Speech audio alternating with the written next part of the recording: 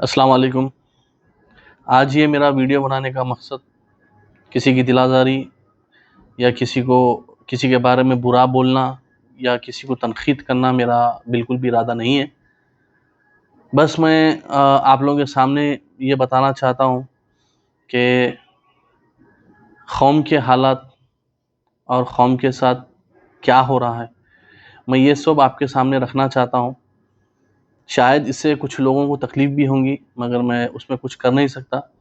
But मैं जो हक़ है, जो सच है, मैं वो बराबर बोलूँगा। जैसा कि आप सभी को पता है कि कोई इमाम ज़मीन का फ़िलहाल हॉट टॉपिक हमारे पास कौम में कोई इमाम ज़मीन को लेकर चल रही है। इसके रिलेटेड हमारे पास से कोई भी हमारे सियासी क़ायदीन, चाहे वो कौन सी भी पार्टी से वाबस्ता हो, कोई एक्शन नहीं ले रहे। ख़ुद वक्फ़ बोर्ड ख़ामोशी इख्तियारी करा हुआ है। वक्फ़ बोर्ड मेंबर ख़ामोश हैं। उनका एक बयान या उनकी विज़िट, उनकी तरफ से कोई एक्शन नहीं होता है।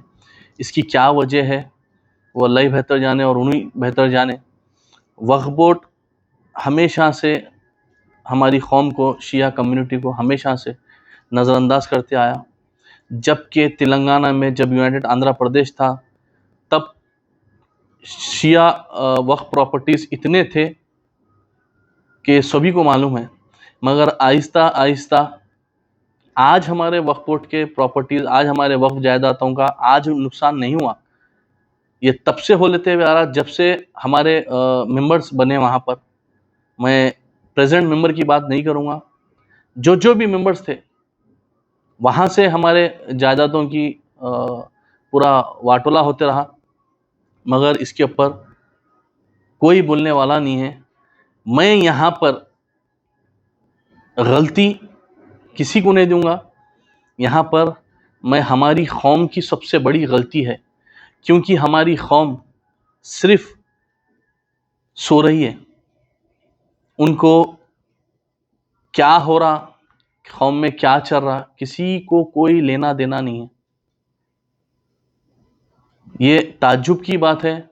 हमारे लोग सिर्फ शादियाँ, मजालिसें, ज़ियारत, बरसी, रजब, शाबान, रमज़ान, मुहर्रम, सफ़र, रबीउल अव्वल,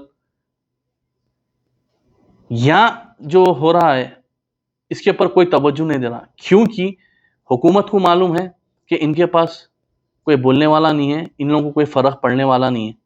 तो ये हमारी जो वक्फ़ प्रॉपर्टीज़ जो शुरू से तबाह हो लेते हुए आई, आज हमारे पास तेलंगाना में शिया वक्फ़ प्रॉपर्टी कुछ भी नहीं रही। सब कब्ज़े हो गए, सब बिक गए, सब खा लिए, पी लिए, सब बढ़ गए। मैं किसी के ऊपर यहाँ इल्ज़ाम नहीं लगाता, क्योंकि मैं देखा नहीं अपनी आँखों से कि मैं उठा के किसी के ऊपर इल्ज़ाम लगा दूँ कि इन्हों खाए। मगर वाटोला जब हुआ, जब वो लोग कुर्सियों पे थे, वक्फ़ बोर्ड मेंबर थे, तभी से वो लोग वक्फ़ जायदादों के लिए काम करना चाहिए था, जो कि नहीं करे। यहाँ पर अब जो प्रेजेंट सिचुएशन है, अब जो पास्ट हो गया, मगर अब जो प्रेजेंट सिचुएशन है, जो कोई इमाम ज़मीन का मसला है, उसको जल्द से जल्द हल करने की ज़रूरत है। यहाँ पर हमारे वक्फ़ बोर्ड मेंबर की भी ज़िम्मेदारी, सबसे पहले तो उन्हीं की ज़िम्मेदारी, उसके साथ-साथ हमारे जो एमएलसी हैं, उनकी भी ज़िम्मेदारी है कि ये लोग जाएँ दारुसलाम को और असदुद्दीन अवैसी साहब से मिलें, उनको बताएँ तफ़सीलात, ये क्या हो रहा है कोई इमाम ज़मीन की पहाड़ का, क्योंकि इतनी ज़मीन वहाँ पर हमारी हाथों से चले जा रही, ऑलमोस्ट चले गई, मगर अब तक वक्फ़ बोर्ड कोई हरकत में नहीं है, वक्फ़ बोर्ड का कोई एक्शन नहीं है। हम शिया कम्युनिटी हमेशा से ऑल इंडिया मजलिस इत्तेहादुल मुस्लिमीन को सपोर्ट कर लेते हुए आई, हमेशा से उनको वोट कर लेते हुए आई, और आज भी करेंगे, कल भी करेंगे, परसों भी करेंगे। क्या मैं एक सवाल ये आप लोगों से पूछना चाहता हूँ, जब हम वोट देते हैं तो क्या हमारा हक़ नहीं है कि हमारे काम के लिए हम जाएं, नुमाइंदगी करें, या हमारे जो वक्फ़ प्रॉपर्टीज़ जो बर्बाद हो गई हैं और जो होने वाली हैं, क्या इसके ऊपर हम जाके सवाल नहीं करना? क्या हम सिर्फ वोट देना है, उसके बाद खामोश घरों में बैठ जाना है?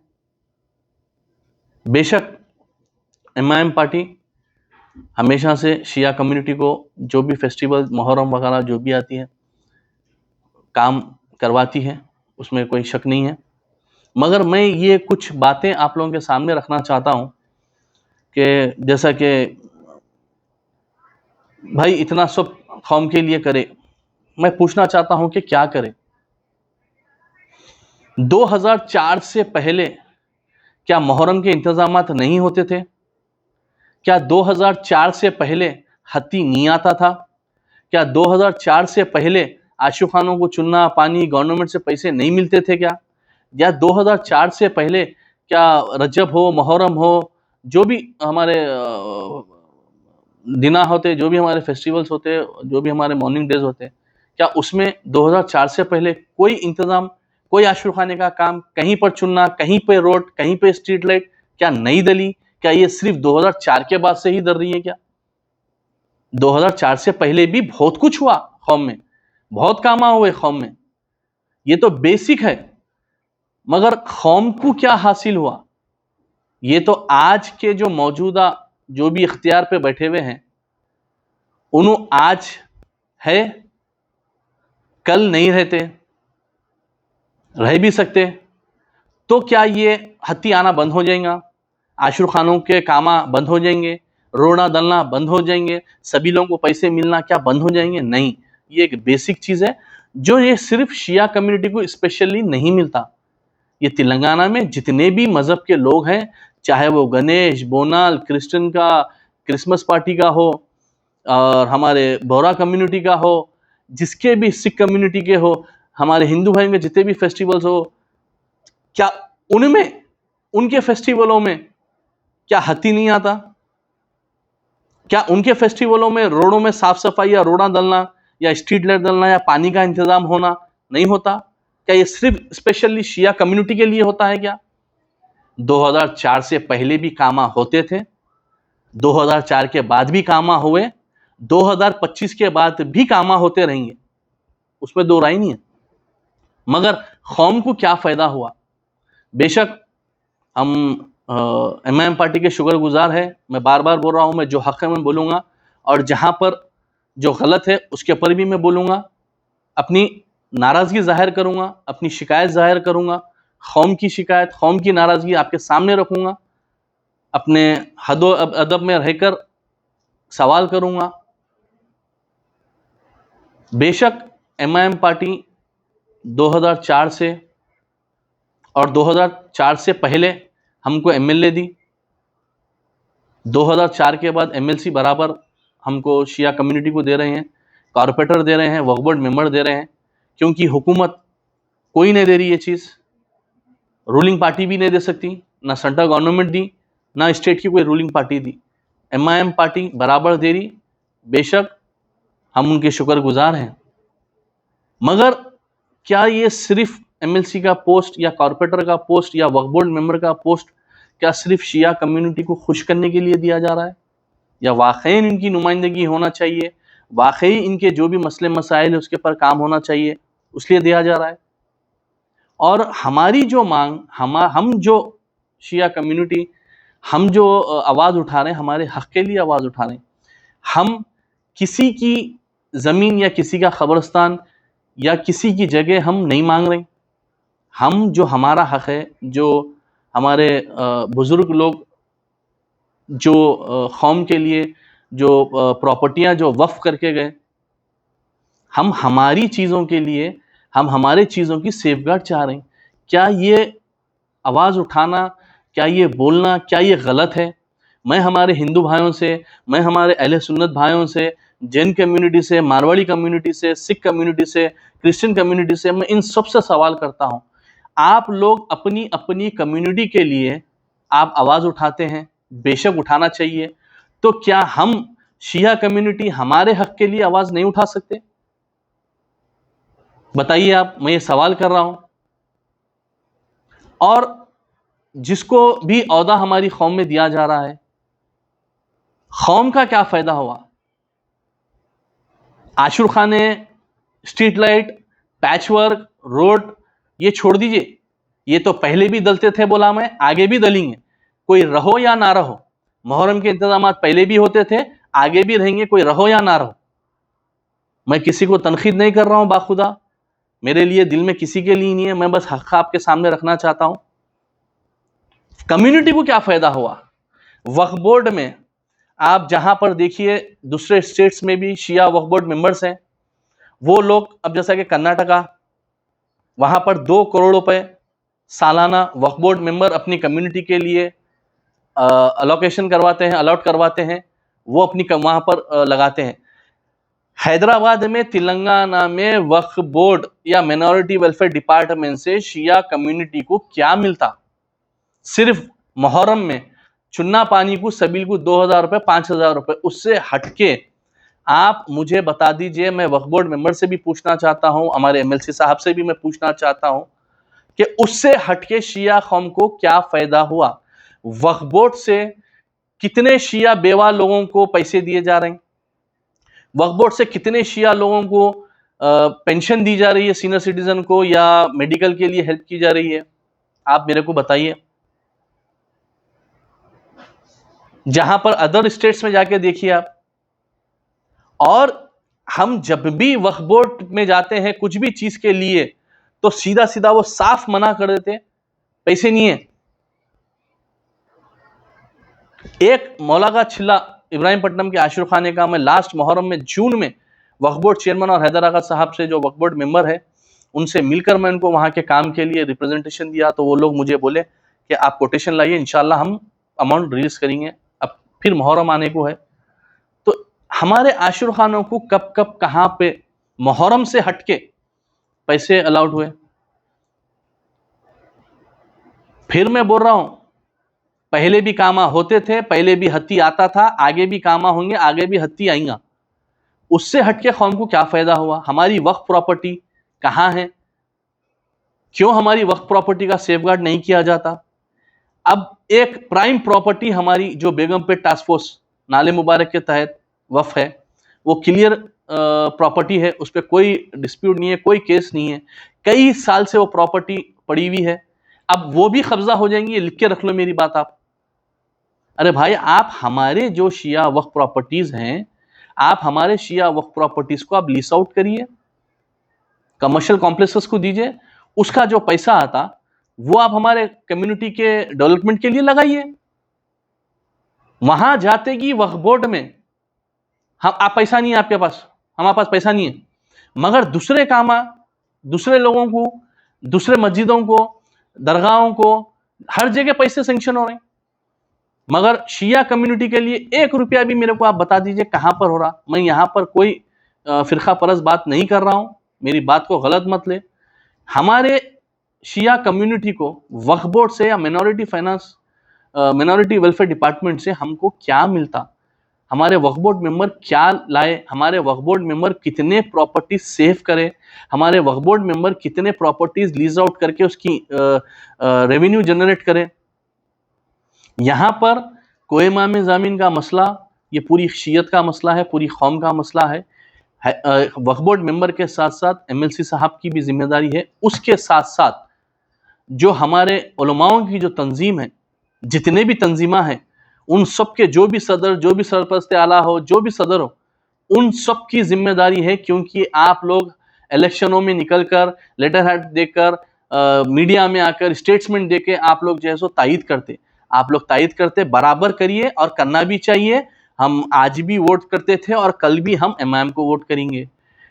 इसका ये मतलब नहीं है कि हम सिर्फ वोट करेंगे, हम सवाल नहीं करेंगे, हमारा काम के लिए हम जाएंगे तो काम नहीं होगा, ये तो सवाल ही पैदा नहीं होता। हम वोट भी करेंगे तो हम काम भी लेंगे, हम सवाल भी करेंगे।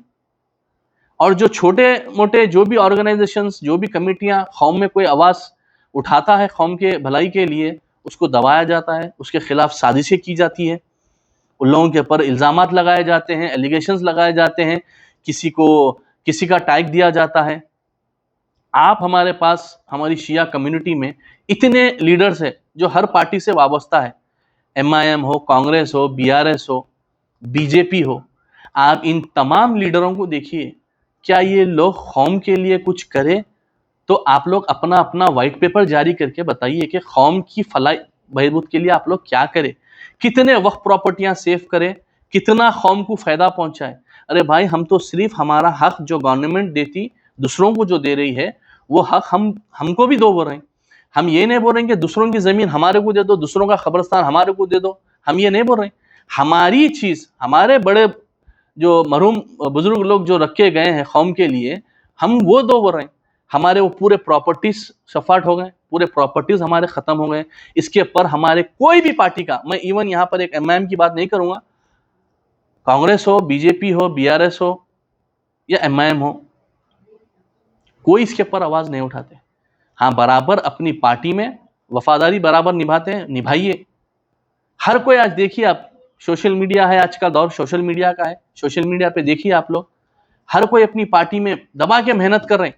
कोई कॉर्पोरेटर की उम्मीद में, कोई एमएलसी की उम्मीद में, कोई वक्फ बोर्ड मेंबर बनने की उम्मीद में, सब अपनी अपनी कोशिश कर रहे हैं। मगर ये कोई कोशिश नहीं कर रहा कि हमारी वक्फ प्रॉपर्टीज कैसा सेव होना, जो इंक्रोच हो गए हैं उसको कैसा छोड़ाए, हमारी कम्युनिटी में कैसा डेवलपमेंट लाए, हमारे वक्फ बोर्ड प्रॉपर्टीज को कैसा लीज आउट करके उसका रेवेन्यू जनरेट करके हमारी कौम में कैसा वेलफेयर स्कीम्स आए, कैसा कौम को डेवलप करें। इसके यहाँ पर किसी का ध्यान नहीं है। यहाँ सिर्फ ये लोगों को अपनी कुर्सी की पड़ी हुई है।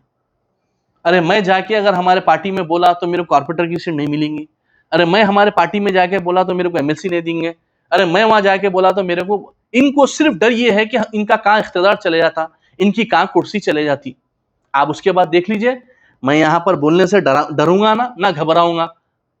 आप देखिए, अल्ताफ हैदर रजवी साहब एमएलसी थे 11 साल, आज अल्ताफ हैदर रजवी साहब कौम में नहीं है, अब उन्हें कुछ कर भी नहीं सकते। वैसे ही जो भी ये आते रहेंगे। मेरा बोलने का मतलब यही है कि कोई एक जना मरे दम तक कोई इख्तियार पे बैठने वाला नहीं है, चाहे वो कॉर्पोरेटर रहो, चाहे वो एमएलसी रहो, चाहे वो वक्फ बोर्ड मेंबर रहो। ठीक है, एक टर्म करेंगे, 2 टर्म करेंगे, उसके बाद फिर एक नया चेहरा आएगा, फिर उसके बाद आप लोग भूल जाएंगे, आप लोग अपनी दुनिया में मस्त रहेंगे, कौम की तरफ तो पलट के देखेंगे नहीं। और एक चीज मैं इन तमाम पॉलिटिकल लीडर्स को कहना चाहता हूं कि मेरे भाई, आप लोगों को पार्टी से कुछ मिले या ना मिले, मगर आप अपनी नीयत अच्छी रखेंगे, कौम के लिए कुछ करेंगे, तो बेशक आपको अल्लाह और अहले बैत आपको हर वो चीज से नवाजेगा। और वहां से मिलना, दुनिया में किसी की कोई औकात नहीं है किसी को कुछ देने की। तो आप लोग जो जुस्तजू अपनी कुर्सियों के लिए कर रहे हैं, थोड़ा कौम के लिए भी करिए। आज पूरे जितने भी उलमाओं के कमेटियां हैं, उन सबको, अंजुमनों के सदरों को, मरकज को, ये मरकज का भी समझ में नहीं आता। ये मरकज सिर्फ 2 महीने 8 दिन एक्टिव रहती है, उसके बाद में खत्म, फोटो सेशन, फूला शौला, इतना ही। मरकज का क्या काम है भाई? मरकज है क्या, ये आखिर समझ में नहीं आ रही। ये मरकज कर रही क्या, ये आखिर समझ में नहीं आ रही। कोई इमाम ज़मीन के मसले में मरकज खामोश रहती, कुछ भी हो जाओ मरकज खामोश रहती, कोई मसले में मरकज बोलती नहीं, कोई कुछ नहीं बोलता। सबको डर ये है कि हमारे ताल्लुकात कहाँ खराब हो जाते कि। भाई, मेरे को किसी का डर है ना, किसी की चोरी है ना, मेरा कोई राज है ना, मेरा कोई लूप होल है जिससे मैं डरूं घबराऊं या कोई मेरे को ब्लैकमेल करे आवाज उठाने से। मैं बराबर उठाता था, उठाऊंगा और उठाते रहूंगा। अब आप लोग फैसला करिए। मैं ये आप तमाम हमारे जनरल कौम के लोगों को मैं कहना चाहता हूं, भाई ये लीडरों को, इमाम बोल के नहीं, ये लीडरों को छोड़ो। आप लोग एकजुट होकर, हम आप सब मिलकर दारुसलाम जाएंगे, सदर साहब से मिलेंगे, सदर साहब को बताएंगे हमारे क्या मसले मसाइल है। इमामबाड़ा पानी का कनेक्शन क्यों, इमामबाड़े का कनेक्शन, पानी का कनेक्शन क्यों नहीं दिया जा रहा? आखिर क्या वजह है? क्या हम कोई दूसरों की चीज पे जाके कब्जा करके इलीगल मांग रहे हैं? नहीं, हमारी सियादत, हमारा अशरू खाना, वहां पे जायरीन को तकलीफ हो रही है। और वहां पर भी इमामबाड़े में कुछ ऐसे लोग हैं, हमारे ही लोग हैं, जो कूफे की सियासत कर रहे हैं, वहां पर जो मुनाफिकत कर रहे हैं वहां पर। इंशाअल्लाह उनको तो शहजादी जवाब देंगे इन लोगों को इंशाअल्लाह ताला। बेगम पे टास्क फोर्स, उसको जल्द से जल्द लीस आउट करवाइए, उससे रेवेन्यू जनरेट होगा तो हमारी कम्युनिटी को फायदा होगा। हम हमारा हक मांग रहे हैं, हम किसी का हक दे दो नहीं बोल रहे हैं, हम नाजायज किसी की कोई मांग नहीं कर रहे, हम जायज मांग कर रहे हैं। तो मैं बस मेरी वीडियो तवील होते जा रही है, तो मैं ये आप लोगों से कहना चाहता हूँ कि ये लीडरों का पीछा आप लोग छोड़िए और ये उलमाओं का भी पीछा आप लोग छोड़िए। पूरे एकजुट होकर आप हम मिलकर दारुसलाम जाएंगे, दारुसलाम में जाके बताएंगे देखिए ये है, ये हमारे मसाइल है, आप इसको हल करिए। और वो क्यों हल नहीं करेंगे? क्योंकि हम कोई नाजायज मांग लेके उनके पास नहीं जा रहे हैं, हमारा हक और हमारी जायज चीज के लिए हम जा रहे हैं और बराबर वो हमारी सपोर्ट करेंगे, मेरे को उम्मीद है। मगर हमारे लोग वहां तक पहुंचने नहीं दे रहे। हमारे लोग, परसों में दायरे हजरत मीर मोमिन की वीडियो डाला कब्रस्तान की, तो हमारे कुछ लोग एमएलए साहब को भड़का रहे हैं मेरे खिलाफ, उनके काना भर रहे हैं, उससे कोई फर्क पड़ने वाला नहीं है। मैं सच्चे दिल से काम कर रहा हूं और करते रहूंगा, मेरी नीयत साफ है। मेरे को किसी की ने तो नहीं, मेरे को अल्लाह और अहले बैत की, मेरे को उनका साया मेरे पे रहा, उनकी सपोर्ट रही तो बस है। आज ये लीडरा हैं, ये कल लीडरा चले जाते। खुदारा मैं शिया लोगों को, हमारी कौम को बोल रहा हूं कि नींदों में से उठो, नींदों में से उठो। हमारा बहुत इस्तेमाल किया गया, हमारे जायदाद बहुत लूटी गई, अब ये मौका है। वरना अगर हम आज नहीं उठेंगे हमारे हक के लिए, तो आने वाली हमारी नस्ल बहुत बुरा पछताएंगी और उनको बहुत फेस करना पड़ेगा। तो आप हम मिलकर, जो कौम में सिर्फ अपना फायदा सोच रहे हैं उनको छोड़ के नॉर्मल लोग, आप हम सब मिलकर अगर एक मुट्ठी होकर अगर एक ताकत हुए, तो ये लीडरों को भी काम करना पड़ता, आवाज उठाना पड़ता। अगर इनकी कुछ मजबूरी है तो भाई अल्लाह से डरो, मौला से डरो, सीधा रिजाइन कर दो। मगर यहां इन लोग रिजाइन नहीं करेंगे क्योंकि इनका फायदा है, इनकी कुर्सी इनको चाहिए, चाहे वो कोई भी रहो, कोई भी सियासी पार्टी का आदमी रहो। ये सिर्फ अपना सोच रहे हैं, कौम का नहीं सोच रहे हैं। अगर कौम का कुछ करे हैं तो मैं तमाम सियासी पार्टी में जो भी हमारे शिया कौम के लीडर्स हैं उनको बोल रहा हूं कि आप लोग व्हाइट पेपर जारी करिए। और मैं प्रीवियस वक्फ बोर्ड मेंबर्स जितने भी थे, मैं उनसे भी कह रहा हूं कि आप लोग व्हाइट पेपर जारी करिए, क्या कारनामे है, क्या कौम को फायदा पहुंचाए। और मौजूदा मेंबर से भी मैं कहूंगा कि आप बताइए कि कितने प्रॉपर्टी सेव करे, कितने प्रॉपर्टी लीज आउट करे। अरे भाई, हमको सिर्फ मुहर्रम में जबरदस्ती एक भीख के तौर पे 2000 5000 आशरू खाने को सबील को दे देते, बढ़ा देते, उसके बाद आप वक्फ बोर्ड में जा भी नहीं सकते। वक्फ बोर्ड में हमारे कई लोग मैरिज सर्टिफिकेट के लिए परेशान, खुद उलमा हमारे, उनके जो मैरिज सर्टिफिकेट के रजिस्ट्रेशन आज तक नहीं हुए उन लोगों के। तो ये हमारा सिचुएशन है वक्फ बोर्ड में। इसका कौन है जिम्मेदार? आप हम जिम्मेदार है इसके, क्योंकि हम खामोश है, हम सो रहे हैं। जाने दो भाई, इन्हें बोल रहा है, इन्हें पुकार रहा है, इसको करने दो, हमको क्या करना है? नहीं, अल्लाह को और शहजादी को क्या मुंह दिखाएंगे जाके? तो उठो नींदों में से, मौका है अभी भी, एकजुट हो। इंशाअल्लाह ताला डिसाइड करिए, आजकल में जाएंगे, असद साहब से मिलेंगे, उनको हमारे परेशानियां जो है हम उनको बताएंगे और उनको बोलेंगे भाई क्या हम, आप ये जो हमारे मसले हैं उसके ऊपर आप हमारे मसलों पे आप हमारा साथ दीजिए। और मैं तमाम लोगों को कहना चाहता हूं कि भाई, अगर किसी की भी दिलादारी अगर हुई है या किसी को भी अगर मेरे तरफ से बुरा अगर दिखा है, मैं जो हक है मैं आप लोगों के सामने बोल रहा हूँ मेरे भाई। हमारे पास कोई ऐसी लोग नहीं है जो कौम का सोचने वाले, वो सिर्फ अपने अपने इख्तिदार, अपने अपने पार्टी का सोच रहे हैं, कौम का कोई नहीं सोच रहा। मैं फिर बार बार बोल रहा हूँ आप लोगों को, उठिए नींदों में से, एकजुट होइए और अपने हक के लिए आवाज़ उठाइए। अस्सलाम वालेकुम, खुदा हाफिज़।